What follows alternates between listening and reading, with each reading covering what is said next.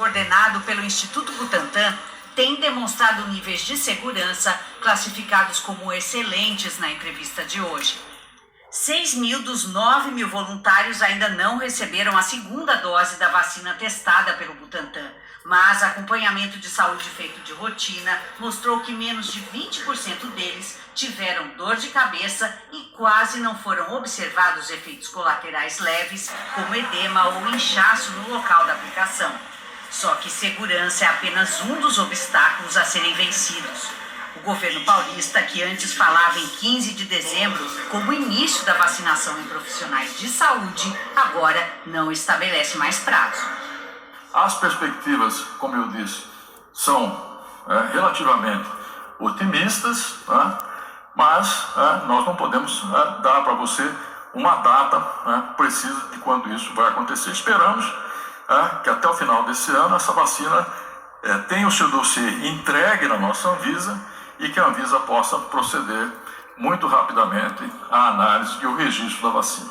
E para chegar lá, todas as vacinas precisam passar pela fase 3 de testes. Uma fase que pode demorar mais que o esperado por 2 motivos apresentados hoje aqui em São Paulo. Dificuldade em encontrar voluntários e em atingir, entre eles, um número suficiente de contaminados pelo coronavírus para avaliar a eficácia da vacina. No caso da vacina da Sinovac e do Butantan, são necessários mais 4.000 voluntários de 18 a 60 anos que trabalhem na área da saúde em contato com pacientes de Covid.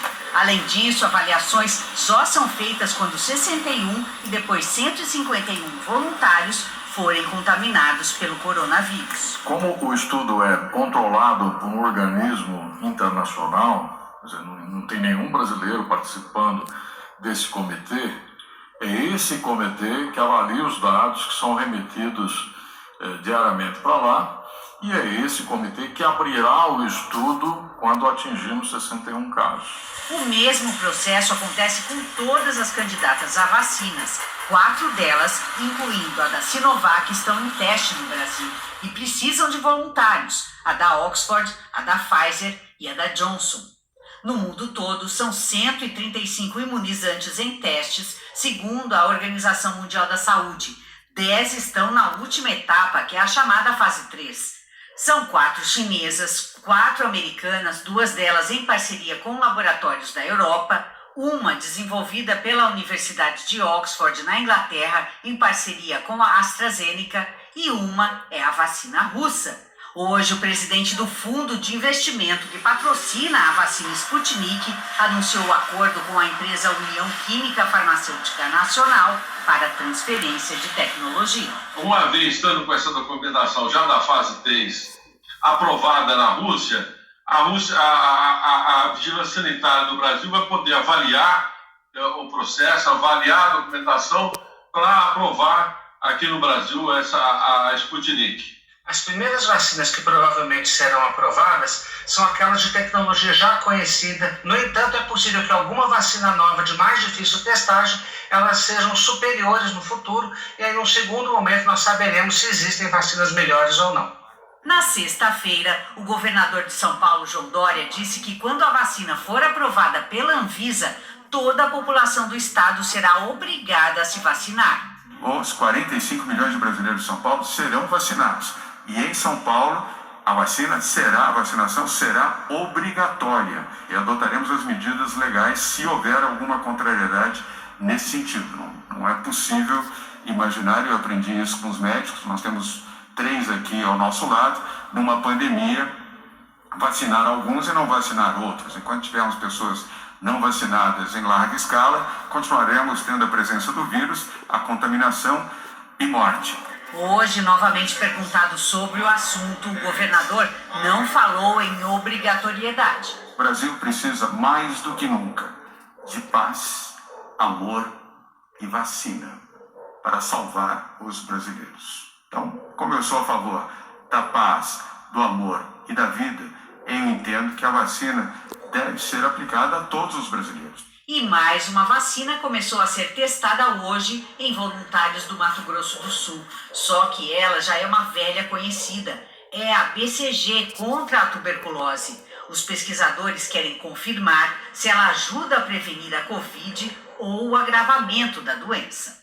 Importante reforçar também que ainda é um estudo e que a população não deve procurar os postos de saúde para receber essa vacina da BCG. Nós não temos nenhuma evidência até o momento que a vacina da BCG ela previne contra o Covid-19. A BCG pode ser uma alternativa nesse momento que a gente ainda não tem uma vacina específica para a Covid.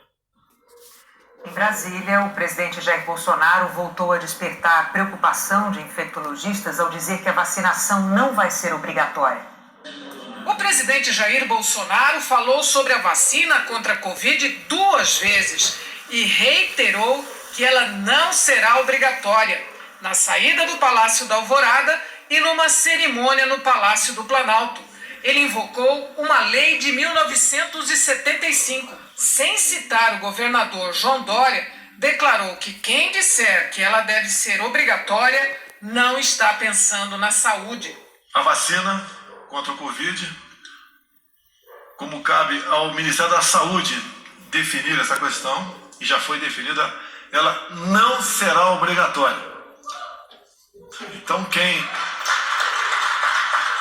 está propagando isso aí, com toda certeza, é uma pessoa que pode estar pensando em tudo, menos na saúde ou na vida do próximo. Qualquer vacina aqui no Brasil, Ricardo Barros, tem que ter a comprovação científica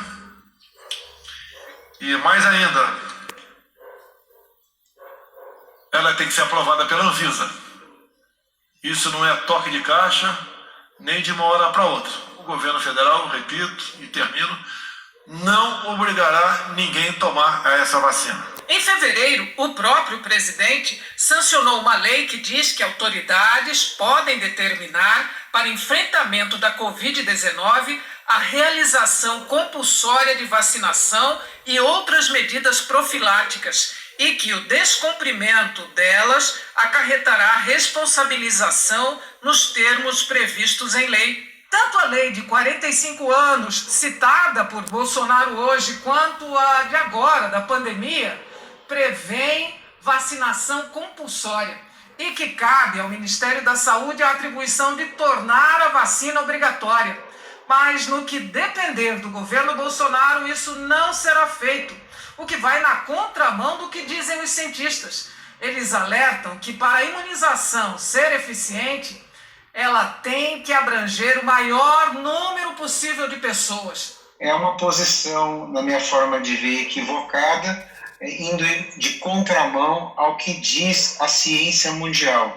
As vacinas têm a sua eficácia, as vacinas têm a sua segurança e não vai ser diferente na Covid-19, sobretudo porque nós vamos evitar casos graves, casos críticos, casos que vão levar as pessoas a morrerem. Então, é muito importante que as pessoas tomem as vacinas, entendam e escutem os médicos especialistas para serem indicadas ou não. A presidente do Instituto Questão de Ciência diz que o país carece de uma política de saúde desde o início da pandemia e que vacina é um direito da população. O direito coletivo à saúde, ele sempre vai predominar sobre direitos individuais. Então, se chegarmos no ponto de discutir se vacinas devem ou não ser obrigatórias, o que tem que ser discutido é que vacina é um direito. Há outras maneiras de garantir a obrigatoriedade, como, por exemplo, se faz já rotineiramente com crianças e adolescentes, cuja matrícula em escolas públicas não é permitida sem a carteirinha de vacinação. O Alan Severiano tem os dados atualizados pelo consórcio de veículos de imprensa sobre a pandemia aqui no Brasil. Boa noite, Alan. Boa noite, Renata, Bonner, boa noite a todos. A gente começa pelos números absolutos. São 341 os registros de mortes de ontem para hoje por Covid-19. 154.226 brasileiros morreram por causa da doença. 18.586 novos casos foram confirmados nas últimas 24 horas. Assim, o total de infectados está em 5.251.127. A gente vai agora aos gráficos que nos ajudam a entender a evolução da pandemia no Brasil e a gente começa pela média móvel de casos. Ela está em 21.218 novos casos por dia na última semana. É uma redução de 22% em relação à média de 14 dias atrás, o que demonstra queda. Agora a gente fala da média móvel de mortes, que caiu pelo 8º dia seguido.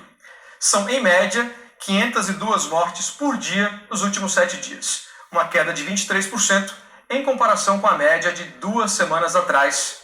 Renata. O Alan Severiano vai contar pra gente agora o que está acontecendo no Rio Grande do Norte, né, Alan? Renata, hoje é o 4º dia seguido com aumento na média móvel de mortes no estado e com um percentual de crescimento bem alto. A média de mortes no Rio Grande do Norte hoje está em 19. Um aumento em relação a 2 semanas atrás é de 500%.